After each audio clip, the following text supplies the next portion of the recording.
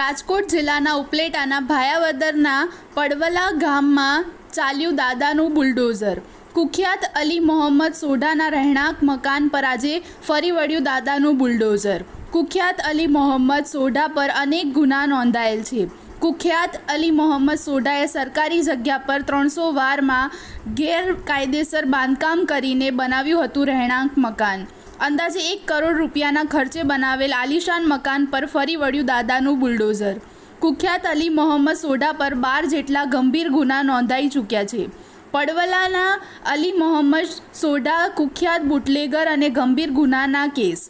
હાલ થોડા સમય પહેલાં અલી મોહમ્મદ સોઢાએ પડવલા ગામમાં એક વ્યક્તિ પર ઘાતક હથિયાર વડે કર્યો હતો જીવલેણ હુમલો। જીવલેણ હુમલામાં ગામના જ વ્યક્તિને પહોંચી હતી ગંભીર ઇજાઓ। તાલુકા વિકાસ અધિકારી, રેવન્યુ વિભાગ, ભાયાવદર પીઆઈ અને એએસપી સિમરન ભારદ્વાજ સહિત પોલીસ સ્ટાફની હાજરીમાં ફરી વળ્યું દાદાનું બુલડોઝર। હાલ સમગ્ર પડવલા ગામ પોલીસ છાવણીમાં ફેરવાયું।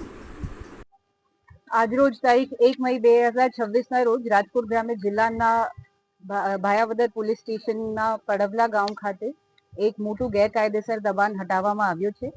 આ દબાણ સરકારી જગ્યામાં લગભગ 300 ચોરસ વારમાં ગેરકાયદેસર બાંધકામ કરી એક આલિશાન મકાન જેની કુલ કિંમત આશરે 1 કરોડ રૂપિયા જેટલી હશે। એમાં તાલુકા વિકાસ અધિકારી શ્રી RM ત્રિવેદી અને પીએસઆઈ ભાયાવદર શ્રી AB જાડેજા દ્વારા કામગીરી હાથ ધરવામાં આવી છે।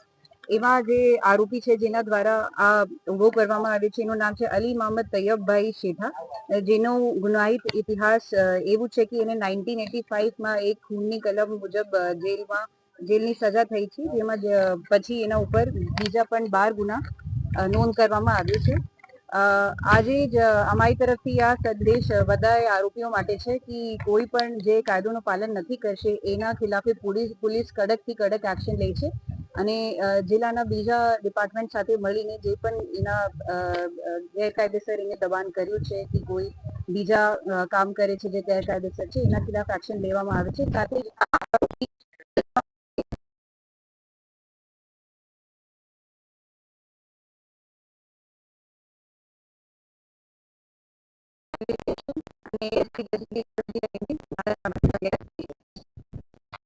આજથી અંદાજિત 1.5 મહિના પહેલા પોલીસ દ્વારા અમને એવી માહિતી મળેલ કે પડવલા ગામે IPC 307ના આરોપી અલી મોહમ્મદ તૈયબ શેઠા એનું રહેણાંકમાં ગેરકાયદેસર મકાન હોય, તો એ બાબતે અમે ગ્રામ પંચાયતને સૂચના આપતા તેઓએ રેકર્ડ આધારિત તપાસ કરેલ અને તપાસને અંતે એમના પાસે કોઈ આધાર પુરાવા હોય એવું કોઈ સાબિત થયેલ નહીં। તો એના આધારે ગ્રામ પંચાયતે એમને 3 નોટિસ આપી, સુનાવણી કરી અને એમની પાસે પુરાવા મેળવેલા, પણ એમની પાસે કોઈ અધિકૃત પુરાવા ન હોય અને ગઈકાલે એ નોટિસની મુદત પૂર્ણ થતી હોય, માનનીય કલેક્ટર સાહેબ, માનનીય DDO સાહેબ, માનનીય SP સાહેબ, રેવન્યુ વિભાગ, પંચાયત વિભાગ અને પોલીસ વિભાગના સંયુક્ત ઉપક્રમે આજે આ ડેમોલિશનની કાર્યવાહી પડવલા ખાતે હાથ ધરવામાં આવી છે।